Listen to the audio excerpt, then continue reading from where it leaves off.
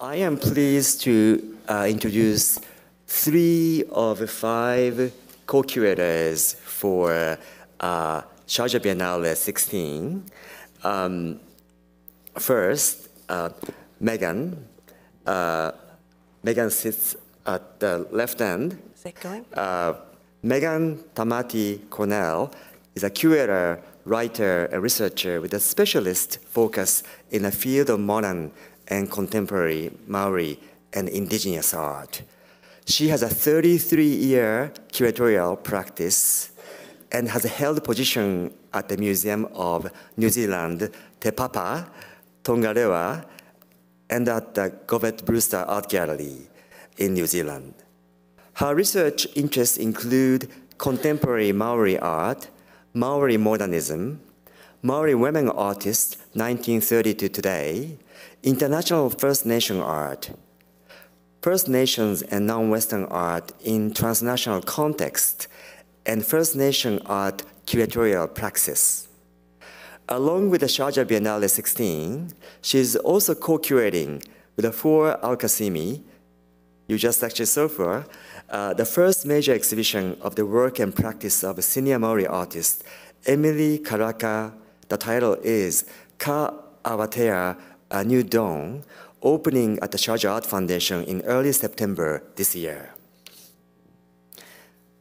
Next, the curator who sits in the center, Zeynep Öz, is a curator and writer who was co-founder and director of the Spot Production Fund, Istanbul, during which time she curated a series called Produce 123, commissioning over 30 projects.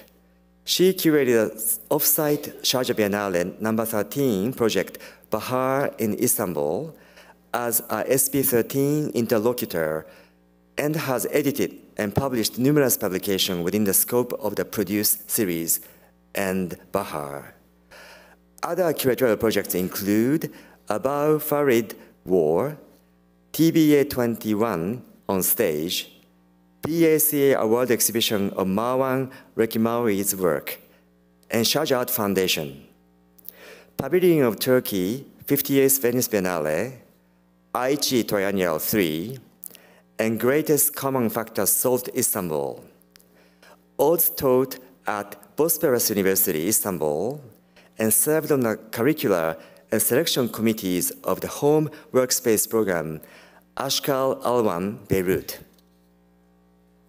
And the last, Amal Khalaf is a curator and artist who serves as a director of programming at the Cubet and civic curator at the Serpentine Gallery, both in London.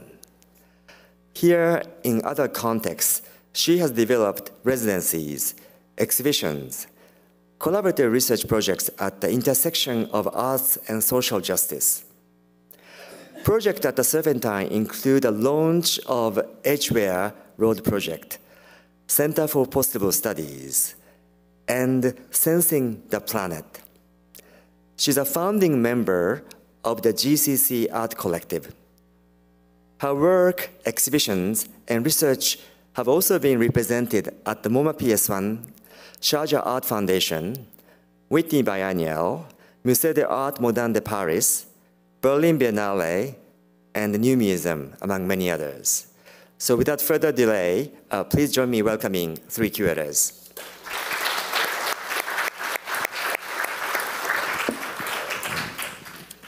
Tēnā rā koutou I te iwi I ngā āuatanga o tō tātou rā e.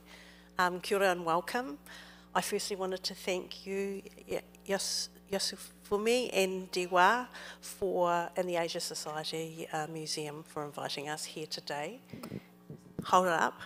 Okay, and also I wanted to thank Hoa Al-Qasimi, Judith Greer, and Nawar Al-Qasimi for this opportunity. So my offering today, we wanted to start with a question. Is there a slide? Do I need to push that? We wanted to start with a question that's kind of an overarching question for all of us. What does it entail to carry a home, ancestors, and political formations with you? So my offering today comes in the form of a piece of music by Māori musician Mara TK, conceived and realised for a show I curated, but not the Biennale. He's in the Biennale show, but with a new piece of work, or two new pieces of work, and writing from two Asian diaspora artists, again, who are included in the Biennale. So I wanted to start with the music. I think you have to press it twice. Green, yeah. One more.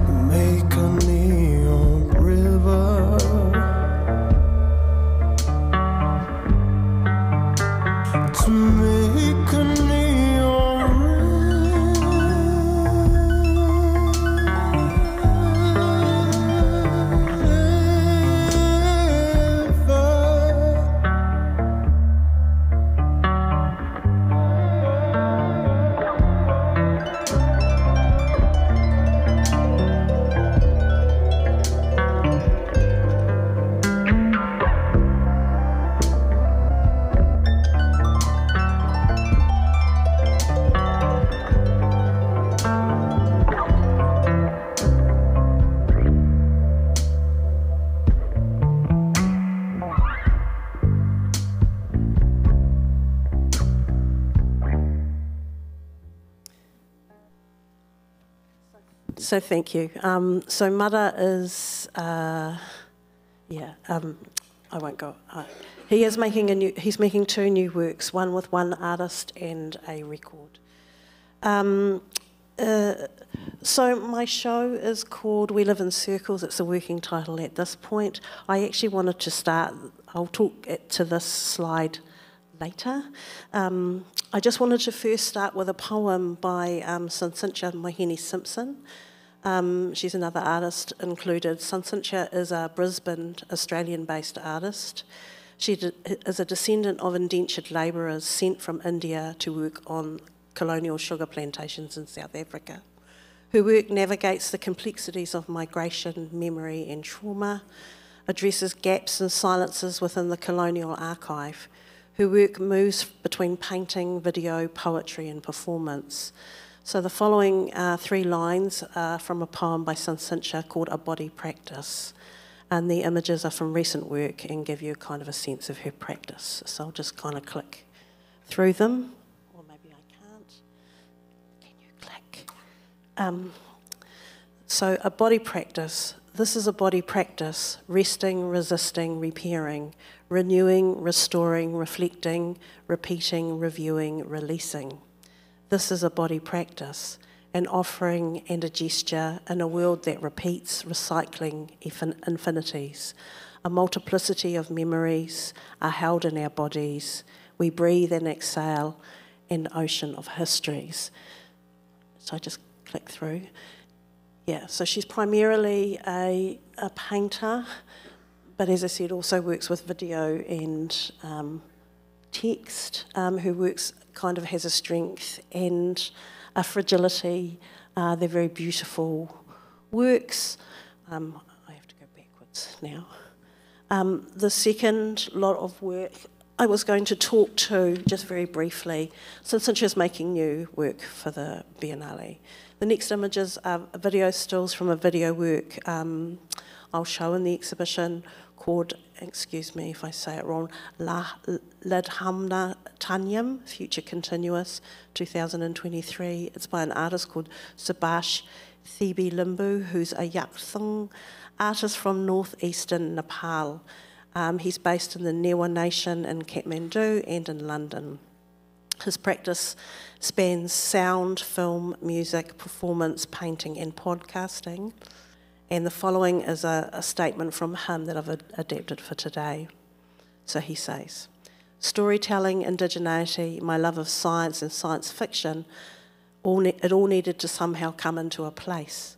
And as an Indigenous artist working on socio-political issues, I also wanted to work on indigeneity, but was not sure on ways to approach it. Octavia E. Butler's storytelling inspired me to imagine and speculate my own indigeneity in the context of future timelines. I just need to have a drink of water.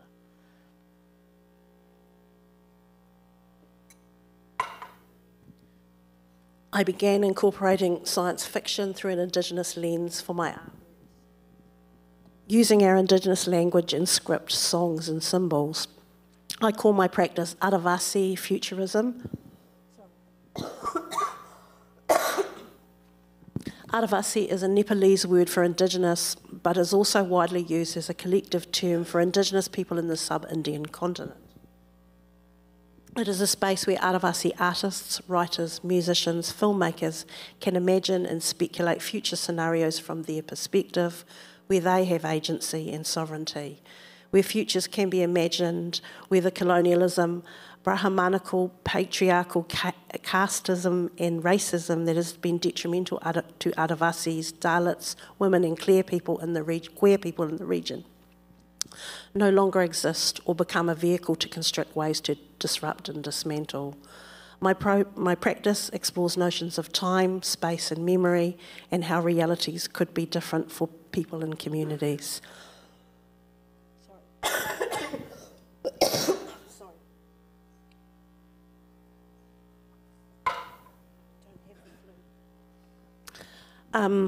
So I just want to show some images of Subhash's stills from his work. It's a really great video and is very future focused.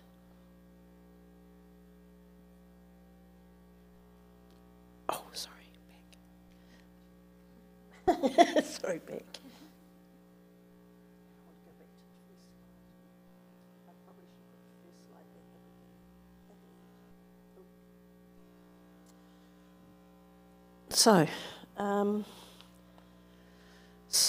So my project for Sharjah has a working title as the slide outlines, We Live in Circles. The title is a quote from Anishinaabe curator Wanda Nunnabush and describes a First Nations ontology. The project I will realise in Sharjah is poetic in its offering and focus on notions fixed and fluid, anchored and expansive, clear and opaque. It is informed by a First Nations positionality related to land and place. Key ideas worked with include a proposition related to our flawed humanity, notions of impermanence and of failure. Other concepts within the project include intercultural resonances and ideas drawn from the land and locality of Sharjah. There is also Light Sabash's work, a future focus within the project. Thank you very much.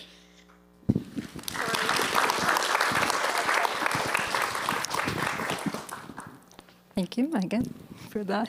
That's great to hear. As Megan did, I would also like to thank Yasufumi and the Asia Society, as well as Hur, Nawar, and Judith, who are with us here in the Sharjah Foundation, for having us. And also want to call a shout out to our other two curators, Natasha Jimwale and Alia Swastika. They're not here with us, but we've been together on this journey for the last 2.5, well, it will be 2.5 years by the time the show opens. So it's been a really enriching and amazing experience. Maybe I'm gonna start talking a little bit about my project. Those are Megan's. Oh. All right, there you go. And I'm going to start talking to the title as well, actually. That is, before I talk to the title, that is an image by Elena Scoli, who's right there. And it's a textile on which Ellen wrote a poem following a prompt by Neg McCoy. But I think I wanted to start with this image because it's a sensibility. The words, how's your heart, is a sensibility with which I wanted to sort of address and think through a lot of the questions that came up and sort of that have been going around throughout this project. So I just wanted to sort of have that as an image up there. Then I'm going to talk to the title, maybe. Yaz is a Turkish word, actually, and it has a double meaning in Turkish. The first is summer, and the second one is right. And I'm going to talk about the writing part in a second, but the summer part, I mean, we're not going through very shiny, summery times to say, but I did, the initial question with which I sort of started thinking and through which I approached people to start thinking through questions was, in this time of accelerated technological shifts, how are the economic systems that we're embedded in, the financial contracts that we sort of deal with are changing, and how's that sort of in relationship to the relational friendship contracts with which we work, how is that relationship, and then the mobility that comes about because of all of these, with all of those changes. How does that sort of affect our notions of reality, how we're living through this contemporary time frame? So that was the question I posed to the people that I approached. And that approaching came about by way of some booklets, and that's maybe the second part of that, Yaz, the writing part. I have here 3 of the booklets that I started working on with with various collaborators, I guess. And this is a series of, I think, 13 in total books, but they're very different in format, and the reason why I'm bringing it up is because it says something about the process with which I do work, and I wanted to work on this project. It's sort of, I didn't know where it would go. It started out, it's in very different formats. I do want to talk to 2 of them at least, but this one is sort of like it's not an artist book because the cover design is very specific, but it is all images, and it's a work by an artist that is now going to become a commission in one of the venues in Sharjah. And then this this other one is a sort of book exhibition by 3 artists, and then the last one is actually a compilation of short stories edited by an artist who also has a work that is going to be shown at Sharjah. All of that to say, I know it's a little bit complicated, I get lost in it myself, but it's basically like it was a way of sort of like approaching people and saying like, let's do something together, let's think of stuff, and I don't want to just think about it in terms of visual language, but with short stories, thinking about the possibilities of what those changes might bring about, the original question. So I was thinking a lot about science fiction, fiction, sort of thinking about how we can respond to this as in various different formats. And it's not a catalog. It's going to be, these publications are going to be done by the fall. It's supposed to be notes with which the project sort of like unfolded itself. With that said, I do want to sort of read a couple of, read the editorial note by Fatma Barkas, who's one of the artists with whom, from whom we're going to show a piece. I don't remember when I started. Please do stop me if I go on talking too much, but I do want to read this editorial. Seasons change and deer scrape the velvet off their antlers. Cicadas scream all summer long, then crawl out of their skins, leaving transparent cicada-shaped shells behind. No one brushes double-coated stray dogs, so they blow their coats with no help twice a year. We trim the suckers of our trees once a year, and we cut our hair more often. We shed skin every day, but teeth only when we were children. Not many tears are shed after any of them, only after bloodshed. We do not shed people when separating from them. Instead, we prefer to shed tears for them. For this publication, we would like to invite you to take on shedding as an analogy and a hierarchical approach to the breakage of a bond, separation due to seasonal, hormonal, physical, chemical, and emotional change. So that's sort of a good, I think, sort of approach in which we were thinking about these relational contracts that are being renegotiated in our sort of changing and mobility bound life right now. So that's one thing. There are 5 different short stories in this one. They're by Ece Marsanay, Erika X. Eisen, Lexi Funk, Nadir Sönmez, and Ekin Tümer. So hopefully when they come out, you get a chance to see them. And the second book that I wanted to sort of mention is by Sevil Tunaboylu, another Istanbul-based artist. And this one is called Nested Corrosion, and it is actually about her, the whole book is about being inside and looking outside towards a collapsed building and seeing the sort of nestles of iron or steel at the bottom of it, and sort of thinking about the risks of going outside and trying to get outside, but then negotiating being outside and coming back inside. So for me, that was a very poetic way in which she thought visually about certain notions. So that is going to become a sculptural installation. So those 2 are, I mean, I just wanted to mention these also because I think they're field concept notes that are going to become something bigger, but some of these booklets are not necessarily going to.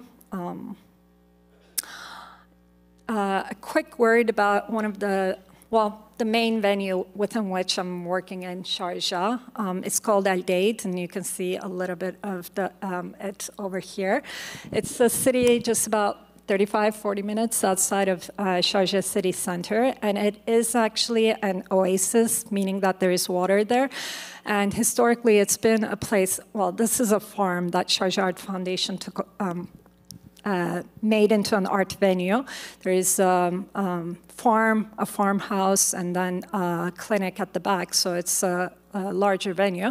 But the thing with Aldeid, the city, is actually that it was very, it's been an agricultural town that has been the venue for a lot of experimental agriculture for a long time. And for me, that was important because I don't know if I mentioned it at the beginning, but this idea of like thinking about this moment of accelerated technological changes and the societal and economic changes that brings about. I wanted to also think through historical precedents. That was one of my earlier prompts as well. And this site, when we sort of like landed on this site as the final venue, sort of prompted me to think a lot about land and agricultural practices and how that as a technology sort of shifted people's behavior and how different and work with artists who are sort of looking at that kind of change and how they're responding to it. And to that end, I'm going to show a couple of artists' works. What did I do? Oh, thank you. So this is an artist. I mean, this, I guess, is not necessarily talking to the agricultural change, but an earlier question. But I do want to talk about this work because it is a reference work for me. This is by Rafat Metzoub, who is from Beirut, based in Beirut, and he did a project, and this is a work from 2019, when the trash crisis had started out in Beirut, but not necessarily. The banking crisis was just about happening. It was pre-COVID, and the inflation hadn't gone as crazy as it is. But it is a work that was commissioned for the Beirut Art Center, in which the artist sort of took the money he was given, the $2,000 or $1,750, I think, and took 4 people and sort of went around the city, grabbed a lot of trash and brought it together in sculptural format. There's a video that goes with this process, which is 33 minutes long, in which you see the negotiation between these 4 players, how they're sort of like trying to decide. They're not artists, they're a carpenter, a street savvy. In the video, they present themselves, a street savvy person, a cameraman, and then I think the other one, I forget exactly what it is, but they negotiate, and it's about that negotiation. I thought that was a really important moment, and for me, a big reference work. The next artist that I wanted to sort of show is Jimena Garida Leca, who's going to be showing a work, and her work, she's from Peru, but lives in Mexico City, and her work has a lot to do with various, well, a lot of plants. She thinks a lot about agriculture and how that has sort of redistributed economies with respect to industrialization and urbanization. And she does usually take a very specific plant and sometimes other natural material. In this case, coca leaves, actually. But she's also worked with tobacco. She's also worked with silicone, and sort of thinks through the redistribution of that plant and how that sort of like talks about the history of that locality and sort of the extractive economies that come with it. And then lastly, I did want to touch upon one more person who I think really talks to the idea of this project, and that is Mahmoud Khalid. We are doing a commission with him. Mahmoud usually works with notions of identity, how identity is shaped, especially under the systems that it is present in, whether they be gender-related or political or anything thereof. For the commission that we're working on right now, he's thinking about this this concept of Vision 2030, which is a thing in the region with a lot of different countries, also in Egypt, where Mahmoud is from, and he's thinking about what that means to be sort of negotiating that idea of the 2030 of a futurity and sort of thinking and shaping it, and that will be also in Aldeid. So those are some snippets. But yeah, thank you.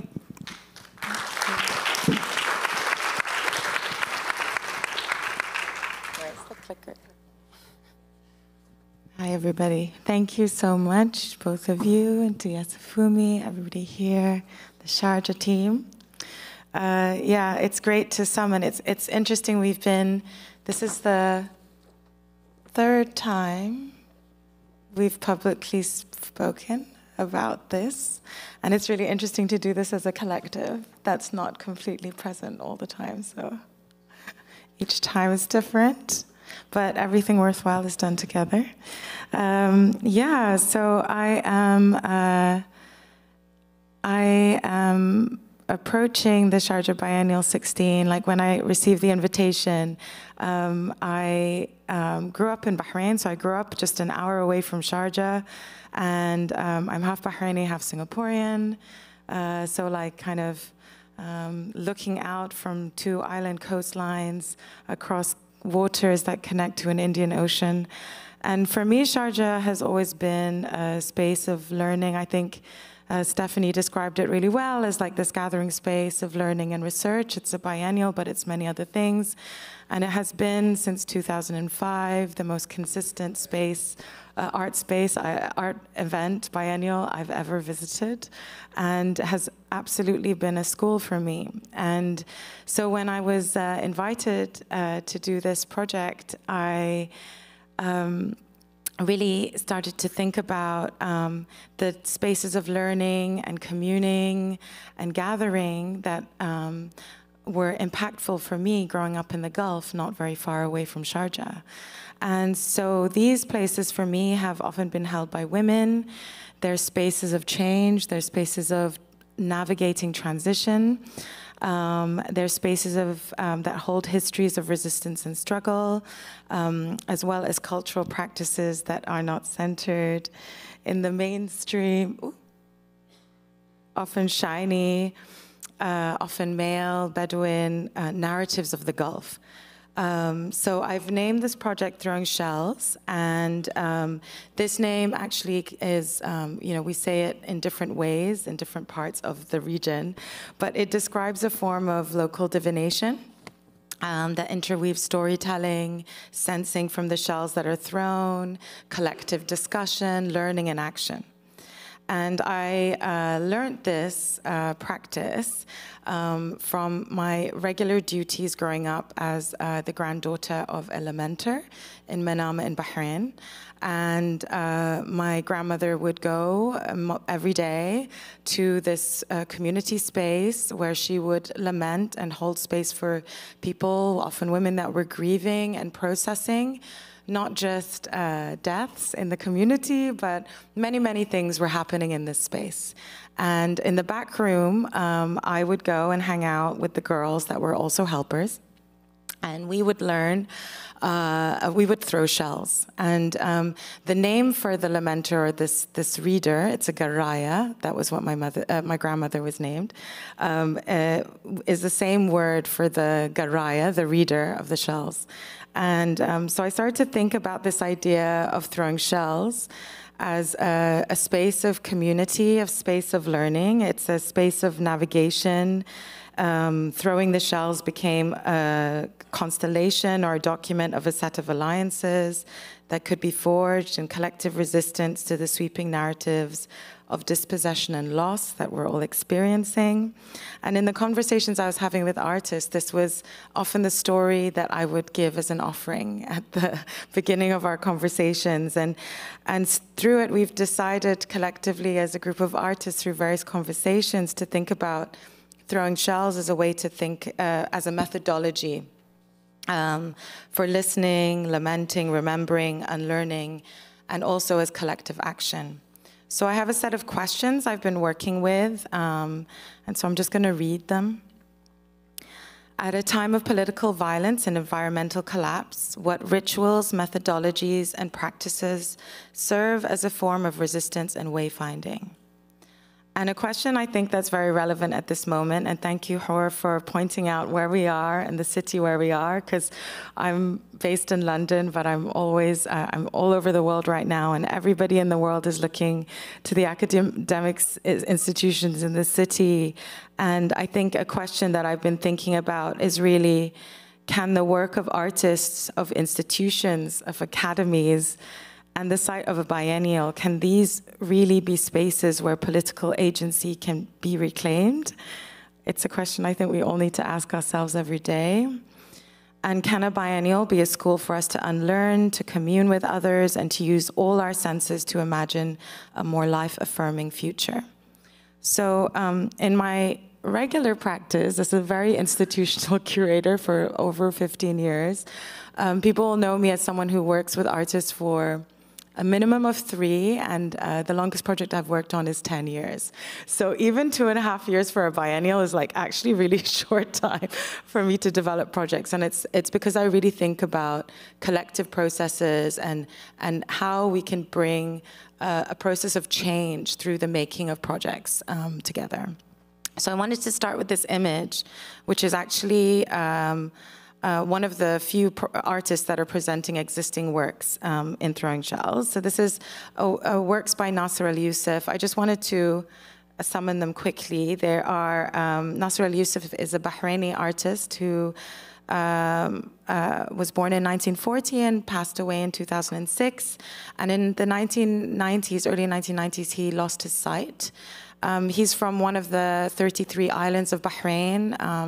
He's from Maharag, and he made a lot of these drawings after he lost his sight from memory and from the island, kind of depicting rituals, much like my grandmother's rituals that I described earlier, but all from memory. And he was doing them at a time whilst the island he was from, you know, he's depicting here, these are 2 works that depict kind of rituals by the sea, and his island was being reclaimed and being connected to the main island. I'm from a 33-island archipelago that is slowly becoming one block of an island.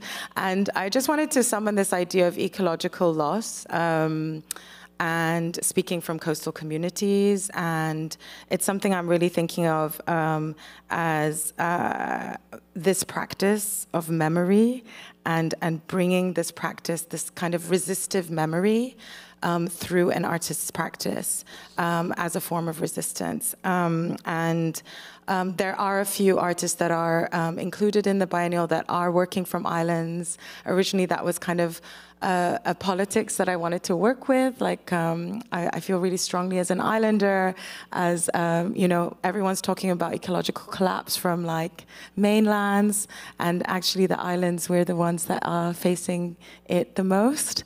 And so there's another artist from Singapore, Himan Chung, who's going to present new work called Perimeter, which is a practice that he has. He's a Singaporean artist that he does a lot of walking. He has an amazing YouTube channel, actually, you should check out, where he walks. But he's taken a series of photographs. We'll be presenting them in Sharjah at the Biennial, but it will first be shown at UCCA in June, in October, in China.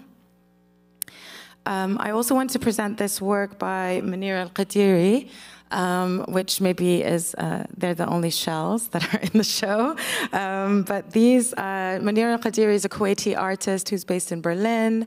A lot of her practice that kind of spans video and sculptural work really is speaking to the impact of oil, histories and future in the Gulf region. This particular work I'm really interested in. It's going to be presented at the Biennial. This is an installation of it at the Kunsthaus in Bregenz in 2023. So this is a real project that speaks to sensing with shells. These are 3-meter-long sculptures, and you can put your ears against them, and you're about to maybe listen to the ocean like you would with another shell. But in fact, these shells are storytellers that will speak to a story that was written in the Emirates. It's called The Diesel. That speaks to the experience of transition from a kind of more sea-focused culture in the region to an oil nation. The color red and the shells are depicting, actually, like going back to this idea of the sea and the ecology, the color red that's used in a lot of ships to protect ships from barnacles and mussels that often attach themselves to ships. But one of the kind of offshoots of like humans invading the seas with their trade and capitalism is what's happening to these shells is not only is this paint resisting them growing on the ships, they're actually turning a lot of shells female to male. Specifically these murex shells that you can see depicted here. So it's kind of talking about this this kind of loss of this species of shells, which happens to be the same shell that Shell Oil Company originally used as a botanical drawing for their brand back in the day. But this shell is now kind of transitioning to a completely male species and will no longer reproduce. So yeah, you'll hear voices that are also androgynous, telling these stories, and we're thinking about the different ways human and non-human tell stories. And this is also really relevant to this project. So this is an installation shot of a work by Stephanie Komelang that is more kind of akin to the kinds of projects I'm working on. A lot of the projects I'm working on, and maybe we'll have time in the conversation to talk about it, are co-commissions, and I really, really believe in collaborations, but also what co-commissions can afford artists in terms of where their work can be shown, and the conversations this work, which is called Search for Life, which really speaks to questions of migration and histories of colonization, what it means to show it in Spain, which is where this was, it's still on show right now at the Thyssen Museum in Madrid, and what it would mean to show it in the Philippines or in the Gulf. So Stephanie Komelang is a Filipino-Canadian artist, incredible artist, represented by Silver Lens, which is here in New York. She has, a lot of her work is about home, about migration, and she describes a lot of her filmic work as science fiction documentary. So I was really interested to do a commission with her. She's been thinking a lot about seafarers. Filipinos make up 25% of the total labor of the world seafarers. And she's been kind of thinking through this idea of the seafarer for a long time. And in this work, we are imagining this as a diptych. So the first episode was born here in Madrid and is a film that really interweaves the stories of seafarers, the histories of the galleon, the Filipino galleon, who were the original people who mapped maritime trade routes in the world that the Europeans discovered in the 16th century. And then, and also kind of telling contemporary, very like poignant testimony from seafarers who are now artists, poets, singers, and florists, as well as the story of the monarch butterfly, who, as a kind of species, do a very incredible migration across the world that takes sometimes many lifetimes.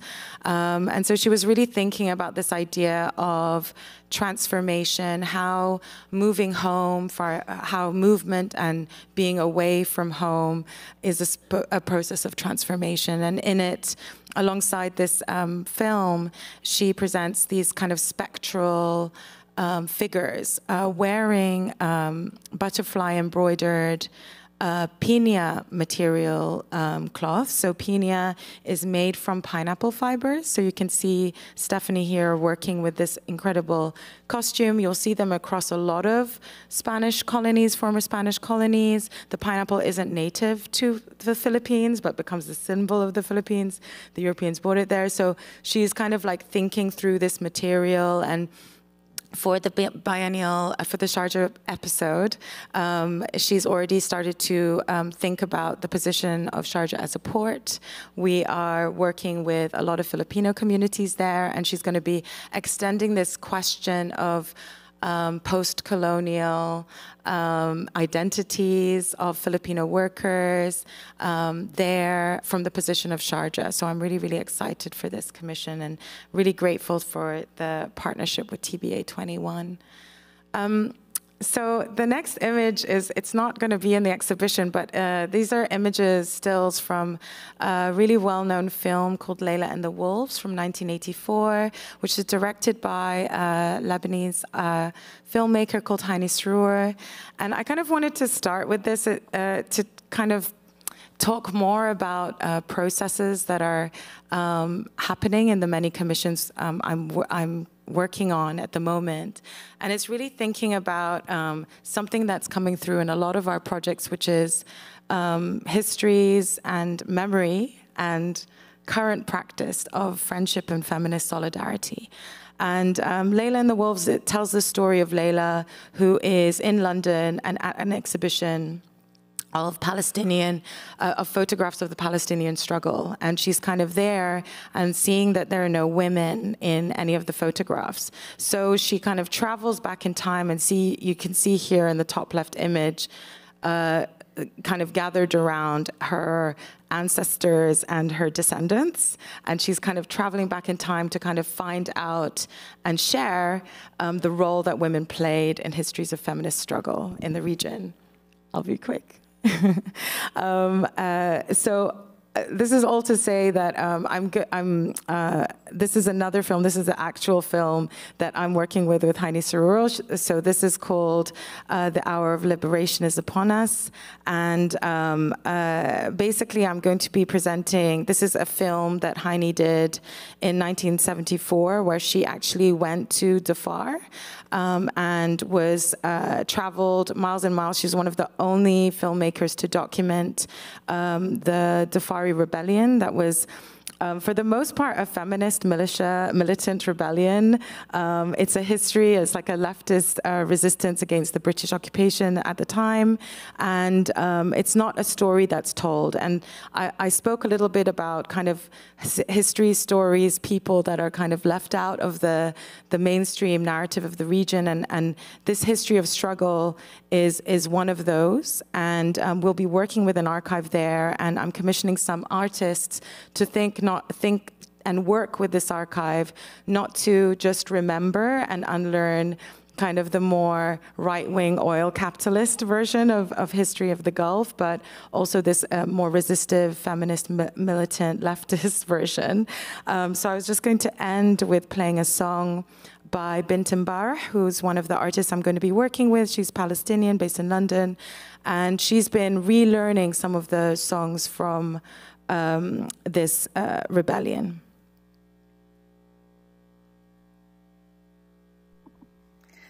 ساعة التحرير دقت برا استعمار سوف يتحدى وجودك شعبنا الجبار شعبنا الواعي مسلح قوة وإيمان للكفاح نادى بصوت يزعل الطغيان انهار والأفكار ضاعت خشية الشجعان تسحق العدوان دوما إرادة الأحرار ساعة التحرير دقت برا استعمار سوف يتحدى وجودك شعبنا الجبار.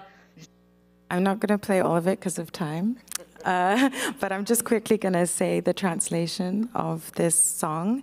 So, ساعة التحرير دقت برا استعمار kind of translates to the hour of liberation has arrived, but it misses out in the translation out the occupation.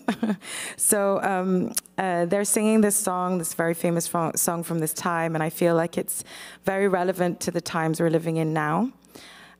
So the lyrics go, the hour of liberation has arrived, imperialists out, our people are conscious and armed, it alarms our oppressors, the will of the people shall defeat the aggressor, we are ready for the hard fight, rise with courage, remember the past oppression and poverty, move forward, turn Amman's oppression into light, Arab workers and students unite. Thank you. Thank you. So I have just one question, just mindful of time. We have 5 minutes to talk about this. So you all have actually strong curatorial practices, previously, and also, for the Sharjah Biennial, you have defined themes, and some include commissioning. some have a more historical, reflection than contemporary. So, and also two more curators, they're also with you. What is the process to work together to make one large biennale? I'm thinking like a 5 circle diagrams, and then there's one or two areas overlap. How do you work together? Okay, like this? Yeah. That was an amazing summary. Yeah, kind of like that. Each of us have been able to do our own project, but interestingly, we've presented a number of times to ourselves, not only to the public. To ourselves, we've presented our projects as they've evolved, and they're still evolving, they're not there yet. And there are some very interesting kind of connections and overlaps, and also divergences. So, and I think out of the 5, there's a real respect for each other's practice, each other's curatorial practice or methodologies, which are different too. We work differently, we think differently, we operate differently. So it's kind of the diversity is the strength. But as I said, conceptually, there are synergies and resonances between the projects. So it's kind of like together apart, which sounds a bit weird, but we're kind of together, but we're also individuals. So does that make sense? I mean, I just not to add anything, but just to say, it's been amazing to have such a wide range of reference points where we can check and say, what do you think of this practice, or what do you think of this, and to have an encyclopedia of knowledges, yeah. And I think there's something about the process that has been about listening to each other, and as you said, it was really great hearing you start off with the offering of the sound, because I think that's how we presented a lot of some of our ideas of what it means to work with each other, how we presented artists that we were in conversation with, and somehow organically, even from the commissions of the artists that are being made right now or being proposed, there have organically been a kind of telepathic listening, and works are beginning to speak to each other in ways that we didn't plan. Thank you so much. Yes, before we wrap up, sorry, yes. I just I just want to note that Joe Nami and Akira Ikazoe, I think he's in the room, who are 2 of the artists who are going to be there. Megan is going to be talking to Stephen, but I just wanted to, I don't know if I'm missing anyone else, but I just wanted to. There's also John Klang who's here. Great. I think actually after artist conversation, Megan and Stephen, we'll have some time over refreshments and also cookies. So let's hope actually to spend some time with the artists. So thank you so much. Thank you. Thank you.